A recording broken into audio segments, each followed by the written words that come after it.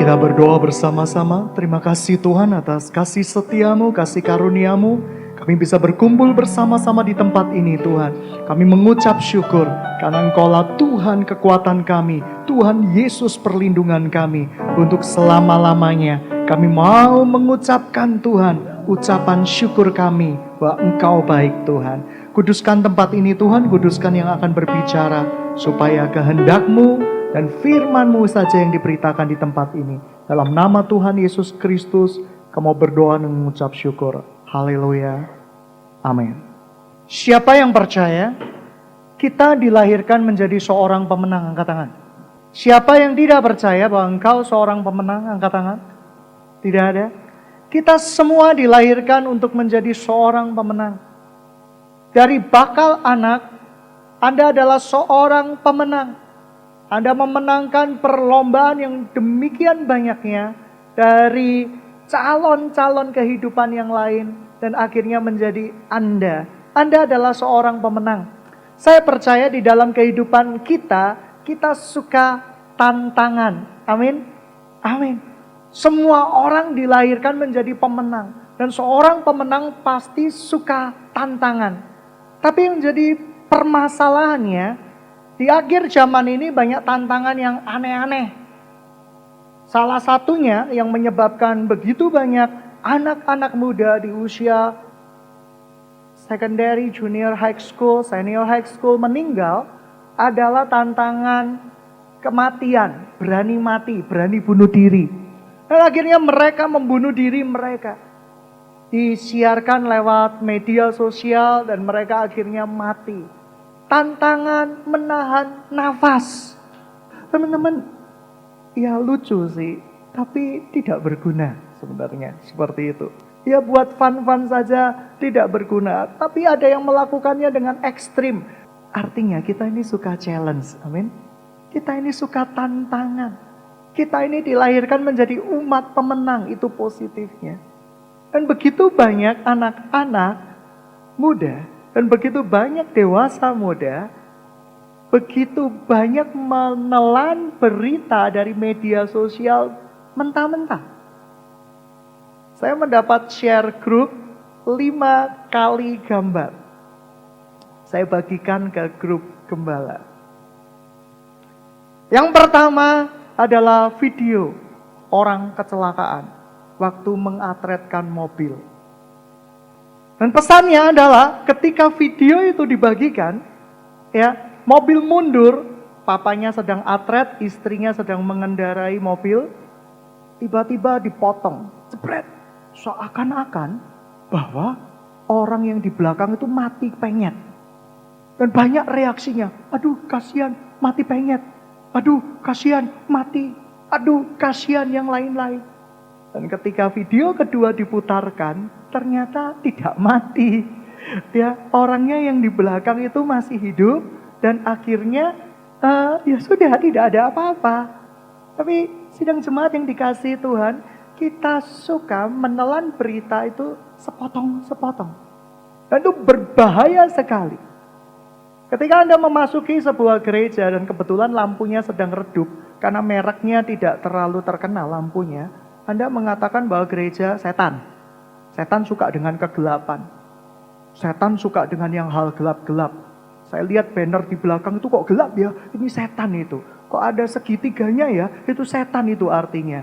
Kita mudah mencerna berita secara sepotong-sepotong. Ini bahayanya, jikalau firman Tuhan kita tangkap sepotong-sepotong, maka beritanya sangat tidak jelas. Sidang jemaat yang dikasihi Tuhan, siapa yang hari ini masih melakukan dosa setelah percaya kepada Yesus? Angkat tangan. Tidak ada yang mau jujur. Siapa di tempat ini yang tidak pernah berzina? Angkat tangan. Oh, Tuhan Yesus bilang, kalau kamu melihat orang saja menginginkan, 1, 2, 3 detik menginginkan, maka kamu sudah dosa. Kalau hukum Taurat diterapkan di dalam mimbar Tuhan, maka tidak ada satupun orang di tempat ini yang termasuk saya akan selamat. Karena hukum Taurat adalah kematian. Oleh karena itu, 10 perintah Tuhan, satu saja engkau tidak bisa melakukannya, maka engkau akan gagal masuk di dalam kerajaan sorga. Siapa yang gak pernah mencuri, angkat tangan? Saya sering mencuri hati.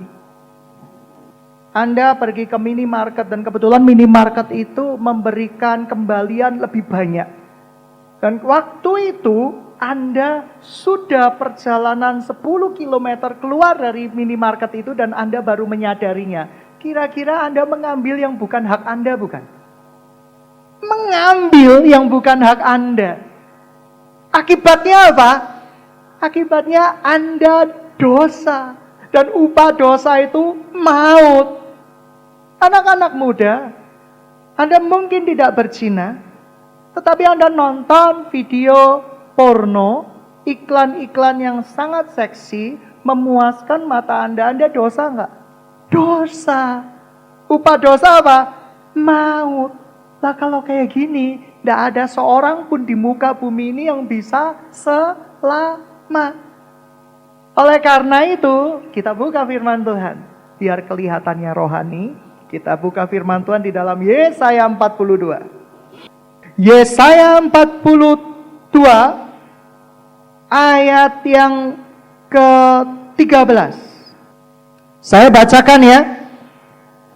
Tuhan keluar berperang seperti pahlawan. Seperti orang perang, ia membangkitkan semangatnya untuk bertempur. Ia bertepik sorak, ya, ia memekik terhadap musuh-musuhnya. Ia membuktikan kepahlawanannya. Aku membisu dari sejak dahulu kala. Aku berdiam diri menahan hatiku. Sekarang aku mau mengerang seperti perempuan yang melahirkan. Aku mau megah-megah dan megap-megap. Sidang jemaat yang dikasihi Tuhan, Tuhan mau memberitahukan berita yang paling indah, berita yang paling luar biasa, yaitu Yesus. Satu-satunya yang bisa membawa kita ke surga hanyalah Yesus. Oleh karena itu, ini harus bersenter kepada Yesus, Yesus, dan Yesus. Karena pengorbanan Yesus di kayu salib itu sudah cukup buat kita untuk menyelamatkan kita. Oleh karena itu, begitu banyak orang yang pergi ke KKR karena takut masuk neraka. Saya kasih tahu, saya takut masuk neraka, semua orang di tempat ini takut masuk neraka. Tapi masalahnya, khotbah yang hanya menekankan kepada kesalahan sekecil apapun, walaupun orang itu sudah terima Yesus, akhirnya dia masuk neraka, ada potensial masuk neraka kalau tidak maju ke depan, adalah khotbah yang sesat. Mengapa demikian?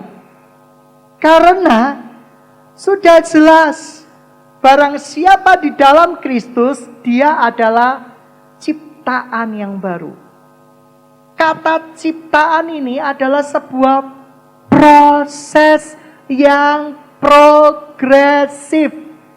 Saya mau tanya, sekarang Anda yang sudah terima Yesus, siapa yang tidak buat dosa sama sekali, angkat tangan? Tidak ada. Saya pun tidak berani angkat tangan, saya pun tidak bebas dari dosa. Tetapi kekudusan yang diterapkan di dalam firman Tuhan pasti bisa kita raih. Asalkan kita mengandalkan Yesus, sang sumber kasih karunia.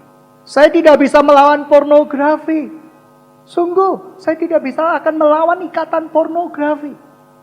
Tetapi hanya Yesus yang bisa membantu saya untuk melawan ikatan pornografi itu. Saya tidak bisa melawan ikatan dosa berbohong. Hanya kasih karunia Tuhan yang memampukan saya. Kasih karunia itu apa sih? Kasih karunia itu adalah kamu diyakinkan Tuhan. Apapun yang kamu lakukan sekarang, Tuhan sudah menebus dosa-dosamu dan kamu akan diselamatkan. Loh, kalau begitu aku bertekun di dalam dosa. Kita tidak paham hukum kasih karunia. Kasih karunia itu melepaskan kita dari dosa, bukan dengan kekuatan kita, melainkan dengan kekuatan dari Tuhan. Banyak orang yang melayani Tuhan sambil hatinya perih karena dia masih bergumul dengan masalah-masalah seksualnya. Dia merasa hidupnya tidak akan masuk surga. Dia hidupnya merasa di dalam kutuk neraka. Oleh karena itu mereka menjauh dari ibadah karena merasakan bahwa saya layak dihakimi. Saya layak dibunuh, saya layak dicaci maki. Itu Taurat. Yesus sudah menyembuhkan dosa-dosamu. Yesus sudah memulihkan dosa-dosa kita. Dosa yang sekarang, dosa yang akan datang, Tuhan akan pulihkan kita. Tunggu dulu, maksudnya apa?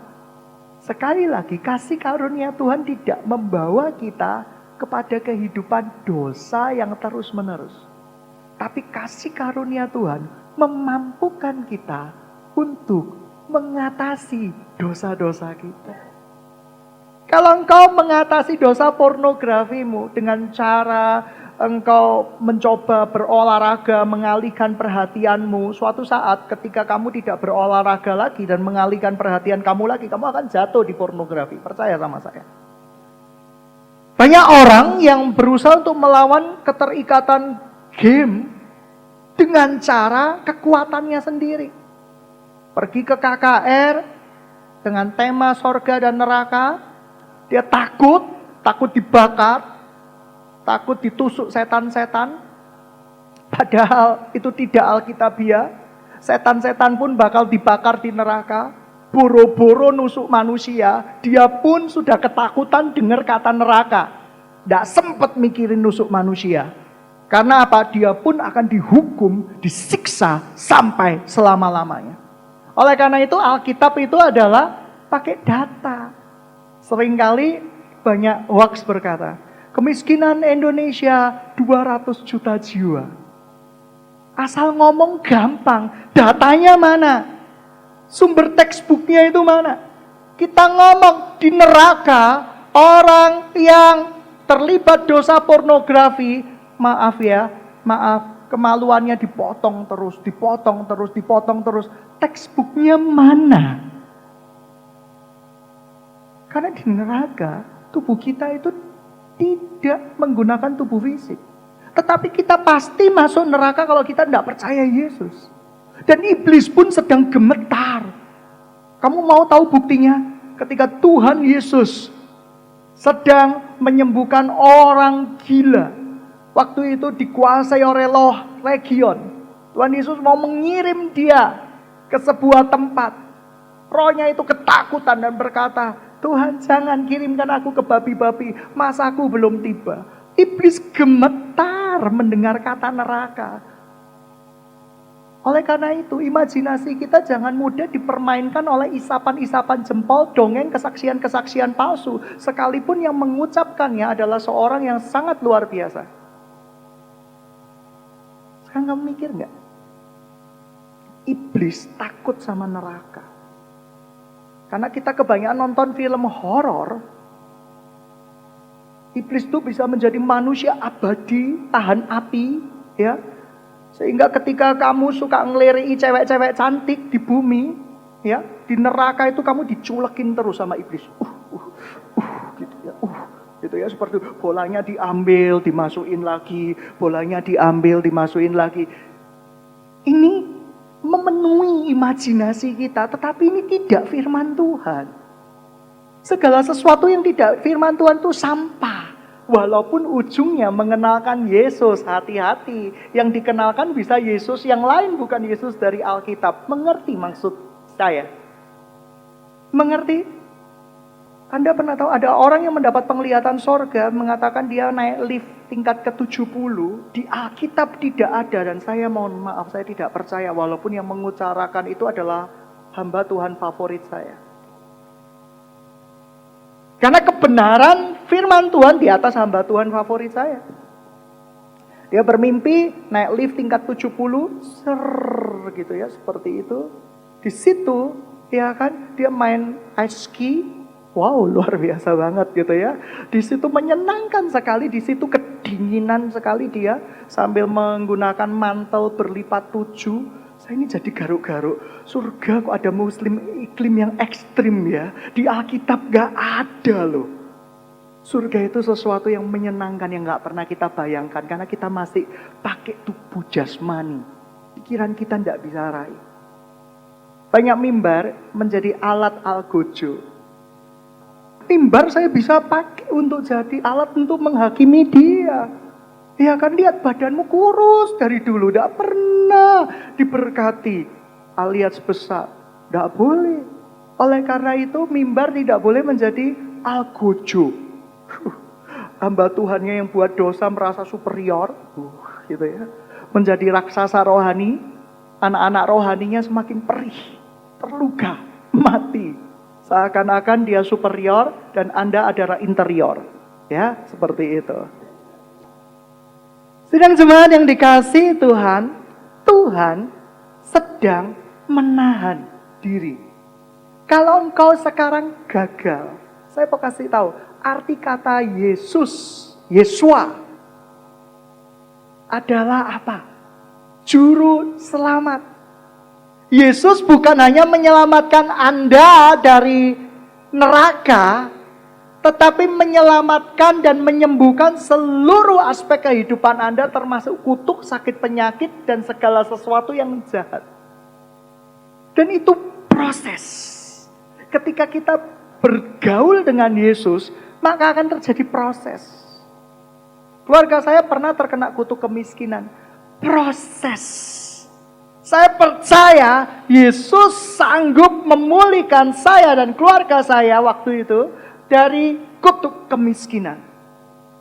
Karena Yesus tidak hanya menyembuhkan dan menyelamatkan kita dari lubang neraka, tetapi juga memulihkan seluruh aspek kehidupan kita. Mungkin ada yang pikiran, tapi Yesus tidak menyediakan pasangan buat saya. Saya dari dulu sudah menanti-nanti. Ya, saya mau kasih tahu ayatnya. Aku membisu dari sejak dahulu kala. Aku berdiam diri, aku menahan hatiku. Sekarang aku mengerang. Tuhan itu bisa menahan diri. Tuhan itu bisa berdiam diri. Dia tidak akan tinggal diam melihat anak-anak yang dikasihinya menderita. Dia sedang mempersiapkan rencana yang besar, jauh daripada apa yang pernah kita pikirkan. Sedang jemaat yang dikasihi Tuhan, luar biasa sekali. Kau lihat, sebenarnya firman Tuhan itu akan membebaskan kehidupan kita. Contoh, kita belajar menghargai orang lain. Hal yang paling sukar bagi orang tua yaitu ketika menikahkan anaknya, percayalah. Sak detil-detilnya akan dipersiapkan. Orang tua gak sadar, anaknya udah gede. Guling dipersiapkan.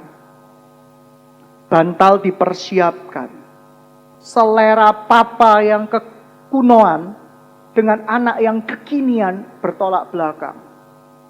Ya, ada seorang ayah, ya, dikasih di rumah yang modern minimalis, dia sharing minta didoakan anaknya bertobat. Dia berkata, cerita anaknya itu tidak mengasihi dia lagi.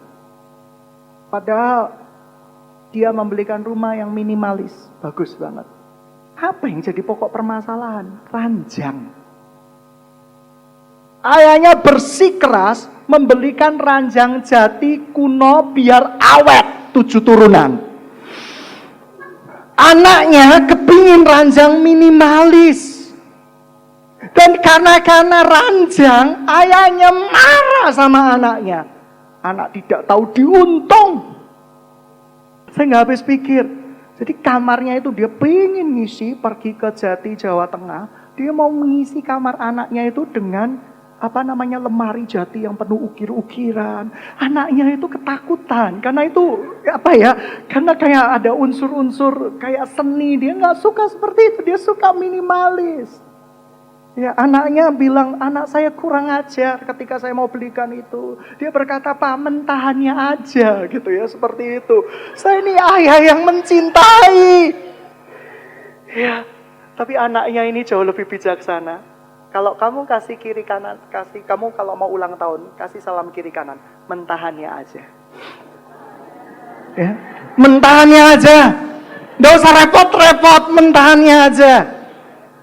Kau bayangkan, hubungan ayah dan anak rusak gara-gara lemari dan ranjang.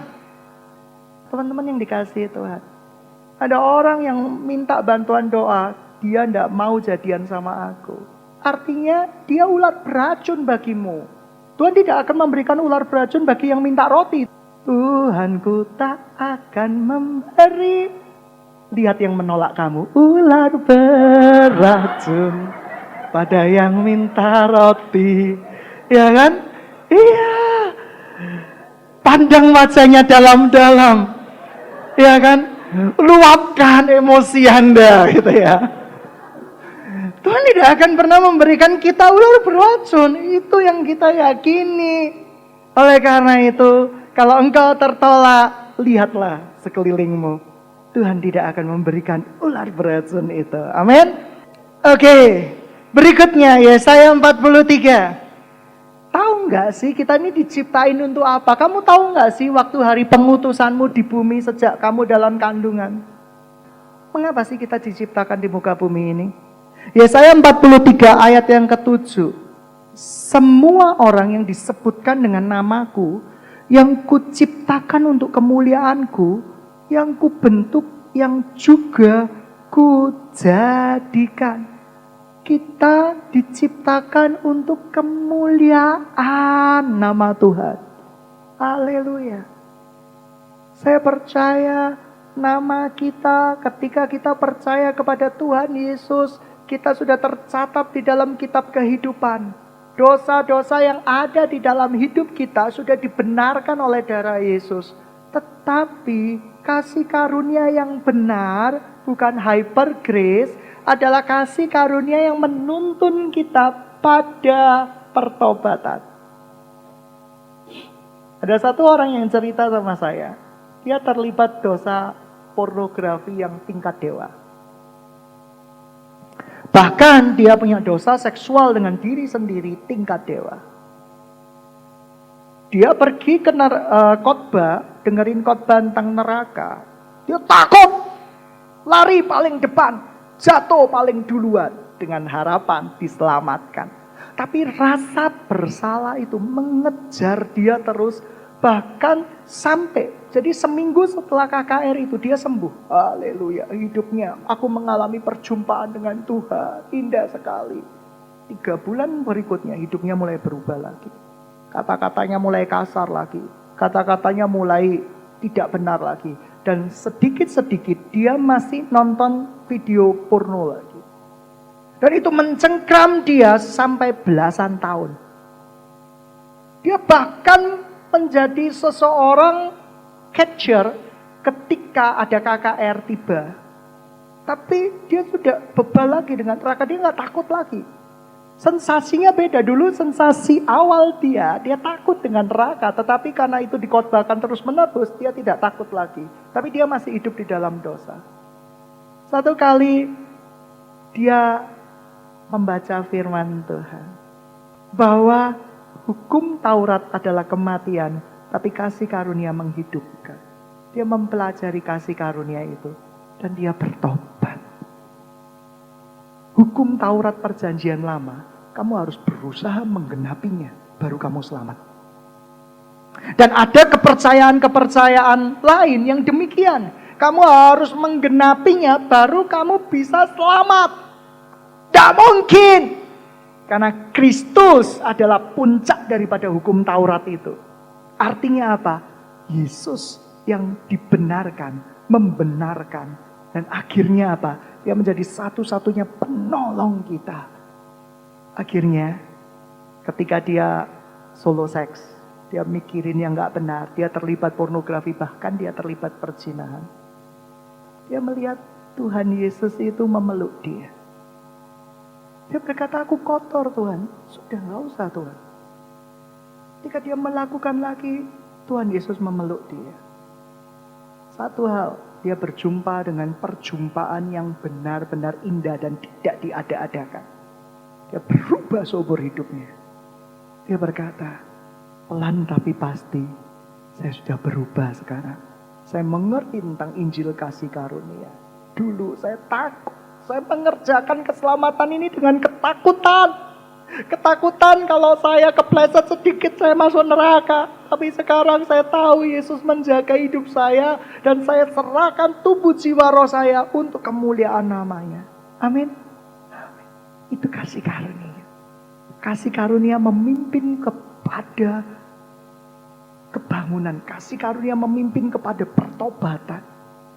Tapi ada kasih karunia yang salah. Kasih karunia yang salah gini, gak apa-apa. Yesus sudah menebus dosa yang akan datang. Kamu gak perlu berbuat apa-apa. Berdiam diri saja. Gak perlu dengar firman Tuhan. Kamu udah diselamatin. Itu salah. Tapi kasih karunia benar menjaga hidup kita. Amin. Amin. Hati-hati ya teman-teman. Kita harus memahami Alkitab secara keseluruhan. Satu kali ketika saya berkhotbah, belum selesai. Khotbah saya ini belum selesai. Masih ada beberapa bagian. Tiba-tiba ada beberapa tahun yang lalu, jemaat yang pulang, mendengarkan sebagian khotbah saya dan menjadi inti pesannya dia. Celaka sekali. Hati-hati. Kalau kita nggak memahami keseluruhan, kita akan jadi orang yang berbahaya seperti ilustrasi video tadi. Ketabrak, mati, penyet. Tapi ternyata dia selamat. Hati-hati. True gossiper, hati-hati. Banyak orang yang menjadi true gossiper di dalam hidup kita. Nggak tahu faktanya, nggak tahu kebenarannya, tidak pernah cross check, menjadi saksi dusta lagi. Wah, luar biasa. Teman-teman yang dikasihi Tuhan, mari kita buka firman Tuhan selanjutnya. Kita buka Roma 3 ayat 9. Jadi bagaimana? Adakah kita mempunyai sama sekali? Sebab di atas kita telah kita tuduh baik orang Yahudi maupun orang Yunani bahwa mereka semua ada di bawah kuasa dosa.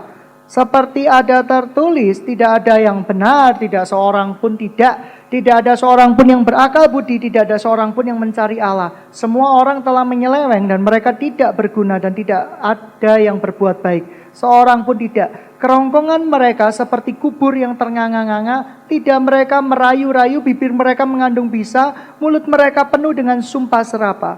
Kaki mereka cepat untuk menumpahkan darah.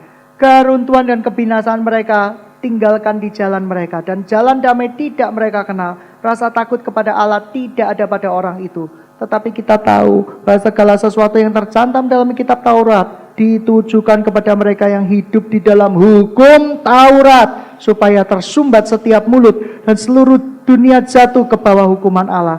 Sebab tidak seorang pun dapat dibenarkan di hadapan Allah oleh karena melakukan hukum Taurat. Justru oleh hukum Taurat orang mengenal dosa.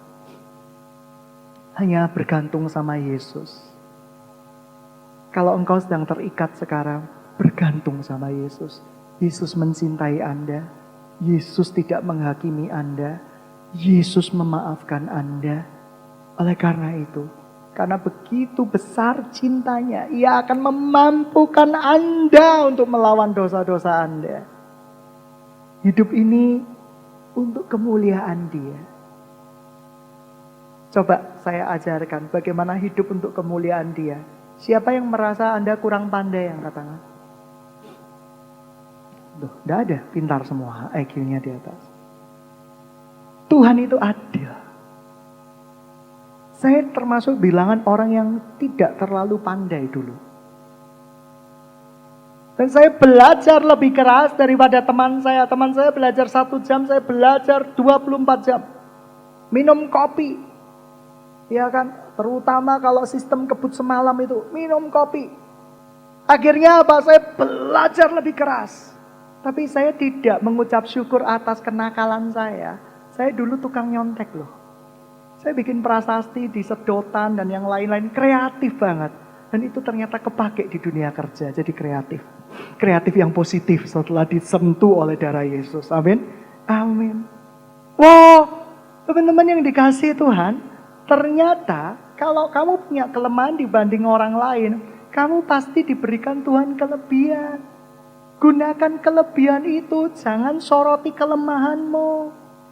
Saya percaya setiap dari orang ditujukan untuk menjadi seorang pemenang, seorang pahlawan Tuhan, seorang pejuang. Oleh karena itu, jangan berfokus pada kelemahan kamu, tapi berfokuslah pada kelebihan kamu. Seringkali orang meninggalkan kelebihan-kelebihannya, hanya berfokus pada memperbaiki kelemahan-kelemahannya. Kalau kamu diciptakan dari sononya IQ cuma 70, sampai selama-lamanya ya 70. Tapi berfokuslah dengan kelebihan kamu, kelebihan berat badan, kelebihan-kelebihan yang lain. Yang berikutnya, Anda yang kelebihan berat badan, tunjukkan bahwa Anda walaupun berat badan berlebih, Anda sehat. Ketimbang yang kurus, tunjukkan. Tunjukkan walaupun Anda punya kelebihan berat badan, Anda punya personal beauty itu keluar. Cara berbicara, cara ngomong. Jangan sampai iblis melihat sisi lemahmu dan engkau berjuang, dia terus gagal. Lupakan diet. Berlari pada tujuan panggilan ilahimu. Amin. Amin. Ya yang wajar lah. Kan ada indeks massa ya. Kurus, sedang, gemuk. Minimal Anda memenuhi kriteria gemuk. Nggak apa-apa. Jangan gemuk sekali itu ya nggak boleh lah ya. Kriterianya cukup seperti itu. Kan ada batasannya. Yang berlebihan juga tidak baik. Bagaimana kita bisa menjadi alat kemuliaan? Tuhan memberkati hidupmu. Lewat pekerjaanmu kamu diberkati dan kamu menjadi dampak bagi orang lain. Atau kamu setia di dalam pekerjaan Tuhan. Dan orang melihat kesetiaanmu itu sebagai sebuah yang indah di hadapan Tuhan. Hidup itu menjadi dampak. Sesuatu yang luar biasa. Sesuatu yang radikal. Tuhan tidak ciptakan kita untuk menjadi biasa-biasa saja. Kalau kita menyetop pekerjaan Tuhan di dalam hidup kita, Tuhan akan pakai yang lain. Oleh karena itu saya berkata, teach me Lord. Ya kan, ajari aku Tuhan. Saya mau menjadi berkat-Mu. Saya mau menjadi lidah api yang menyala-nyala itu. Oleh karena itu sidang jemaat yang dikasihi Tuhan, berkarya nyata bagi Tuhan Yesus. Terima setiap kesempatan yang Tuhan berikan. Waktu Tuhan sharing kepada saya seperti ini. Kesempatan yang kuberikan haruslah dipergunakan seakan-akan besok kamu akan mati. Sebab kesempatan itu hanya sekali. Oleh karena itu saya ketika beberapa waktu yang lalu saya bilang gini sama orang yang tertarik untuk bekerja sama. Saya akan hubungi Anda. Saya akan persiapkan bala tentara yang kuat supaya saya bisa menjadi dampak yang luar biasa. Anak-anak rohani saya menjadi pahlawan-pahlawan yang gagah perkasa. Menjadi pahlawan-pahlawan yang luar biasa. Banyak ladang yang membutuhkan uluran tanganmu loh. Uluran tangan Tuhan. Saya terkejut sekali seperti itu. Dia berkata, kapan bisa adakan camp untuk melatih kami khusus di bidang ini dan di bidang itu. Saya cuma bilang sama ibunya, tunggu kapan gitu ya, harus dengan iman. Bu, kasih waktu, tahun ini pasti bisa. Iman itu perlu deklarasi. Ketika kami tidak punya uang untuk membangun rumah pendidikan, tanah saya beli, sisanya nggak ada uang untuk membangun. Dibutuhkan iman. Iman itu perkataan.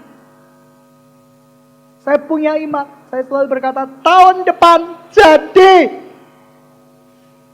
Seluruh panah iblis menghantam kepala saya ketika saya berkata tahun depan jadi. Masalah mulai terjadi. Finansial mulai menurun. Usaha ini ditutup, usaha ini ditutup. Bagaimana ini bisa terjadi? Tapi saya memilih untuk percaya kepada Tuhan. Tuhan, Engkau sudah menyediakan. Engkau gak akan meninggalkan saya di tengah jalan. Kalau saya gak tahu sekarang Tuhan, saya minta maaf. Saya ingin tahu rencanamu yang indah, yang sempurna. Dan puji Tuhan, jadi tahun ini. Seperti itu juga ketika ada orang yang rindu untuk melayani di bidang kesehatan. Banyak orang yang berkata bahwa saya gila, ya memang saya sudah setengah gila sama Tuhan Yesus. Dia berkata bahwa kapan ada rumah kesehatan atau apotek atau apapun juga. Tahun depan jadi. Rumahnya belum ada.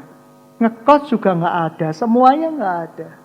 Tapi saya tahu Tuhanku tidak akan mengizinkan keterlambatan untuk sebuah maksud yang tidak jelas. Saya percaya kalau itu rencana Tuhan, jadilah. Saya rindu sekali. Kamu tahu tempat ini berasal dari anak-anak muda. Dan ketika kami dilahirkan dari sebuah kampus, kami mengajak anak-anak kampus yang lain. Jadi 90% dari tempat ini adalah anak-anak kampus. Kami tahu betapa semangatnya kami di semester pertama untuk mendapat IP 4. Semangat kami mulai menurun di semester kedua dan semakin menurun di semester ke-8. Kami mengalaminya. Tapi Tuhan persatukan kami dengan sebuah mimpi. Apa? Menjadi jemaat mula-mula. Dan saya bersyukur. Saya bersyukur. Kepunyaan kita bagian. Tapi bagi saya hidup itu harus jadi berkat. Bagi saya hidup itu adalah untuk kemuliaan nama Tuhan. Siapa yang hidupnya mau dipakai untuk jadi kemuliaan Tuhan? Lambai-lambaikan tangan. Lambai-lambaikan tangan. Aku mau hidupku dipakai untuk kemuliaan nama Tuhan. Sidang jemaat yang dikasihi Tuhan, saya punya goal nanti, sekolah gratis. Jangan lihat satu perjalanan menjadi sebuah penentuan akhir dari segala-galanya. Sidang jemaat yang dikasihi Tuhan, saya rindu pahlawan-pahlawan Allah muncul. Satu hari saya rindu, ada orang yang punya rumah makan di tempat ini. Ada orang yang tergerak membuat gaun pengantin, ya kan, di tempat ini. Saya rindu suatu hari nanti, kalian setiap hari menyediakan 1000 nasi bungkus. Sedang jemaat yang dikasihi Tuhan, saya begitu rindu. Saya begitu rindu sekali Tuhan. Andai saya banyak uang ya Tuhan ya. Saya rindu ini, saya rindu itu. Tapi Tuhan berkata, mau gak kamu? Kalau saya berkata saya mau, Tuhan pasti akan mencukupi kebutuhan saya. Tapi prosesnya itu nikmati dulu. Siapa yang pernah punya anak? Oh, keluarga muda angkat tangan langsung. Proses mengandungnya nikmati dulu. Sakit. Ke dokter terus. Tidak nyaman. Tuhan seperti itu di dalam Yesaya, dia mengerang untuk melahirkan sebuah bayi-bayi, kebangunan rohani yang sejati.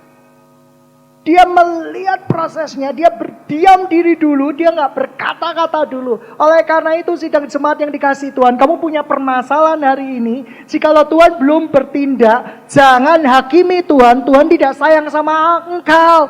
Tuhan sedang mempersiapkan sebuah rencana yang indah buat hidupmu dan keluargamu, yang gak bisa kamu lihat sekarang. Jangan karena kita gak bisa melihat, kita menghakimi Tuhan. Dan kamu akan dipakai menjadi pahlawan-pahlawan Tuhan. Saya percaya dari setiap hadir di tempat ini akan ada yang dipakai Tuhan untuk misi Tuhan. Ada orang yang memberikan hidupnya untuk dunia pendidikan. Bagus. Tapi nanti naik level lagi. Berbagi tentang pendidikan. Naik level lagi. Sekolah gratis. Naik level lagi. Mempengaruhi negara kita. Dengan kasih dan kesetiaan firman Tuhan. Saya rindu satu kali ada rumah kanker. Engkau disorot karena pelayanan kasih-Mu. Tetapi proses melahirkan rumah kanker itu tidak mudah. Oleh karena itu nikmati prosesnya. Karena Tuhan sedang menahan diri juga. Memberikan kejutan-kejutan yang indah di dalam hidup kita. Amin. Bagi engkau yang terikat oleh dosa, Yesus mengampunimu hari ini. Tetapi jangan buat dosa lagi. Tinggal dalam kasih karunia. Karena kasih karunia akan melepaskan kita dari dosa itu. Dan yang berikutnya, sidang jemaat yang dikasihi Tuhan. Kalau engkau merasa hidupmu suam-suam kuku, tidak berarti apapun, berarti Anda belum melihat Yesus. Kalau engkau melihat Yesus, seperti Maria Magdalena, engkau akan rela berikan segala-galanya untuk Tuhan. Saya cuma mikir, kaya itu relatif. Tapi di atas langit ada langit. Kalau saya mengejar kekayaan, saya akan binasa. Tapi kalau saya mengejar hatinya Tuhan, saya akan hidup di dalam rencana Tuhan, maka saya akan menjadi orang yang bernilai di hadapan Dia. Sungguh, saya punya kerinduan menjadi orang yang bernilai di hadapan Tuhan. Saya tidak mau menjadi seorang hamba Tuhan, seorang pendeta yang karena karbita, karena diposting sana sini, seakan-akan saya pendeta yang sangat diurapi di seluruh dunia dengan cyber police, dengan tentara tenaga cyber untuk memblow up saya. Tidak perlu, karena kuasa Tuhan tidak bisa disangkal. Karena kuasa Tuhan tidak bisa dijual belikan. Celakalah orang yang menjual belikan kuasa Tuhan. Karena kuasa Tuhan biarlah ya semakin bertambah, kita semakin berkurang setiap hari. Amin. Amin. Dia harus makin bertambah, ku harus makin berkurang. Surat Petrus yang kedua, ayat yang pertama, pasal yang ketiga. Karena kuasa ilahinya telah menganugerahkan kepada kita segala sesuatu yang berguna untuk hidup saleh, oleh pengenalan kita akan Dia yang telah memanggil kita oleh kuasanya yang mulia, yang ajaib. Puji Tuhan. Siapa yang mau menjadi alat kemuliaan Tuhan?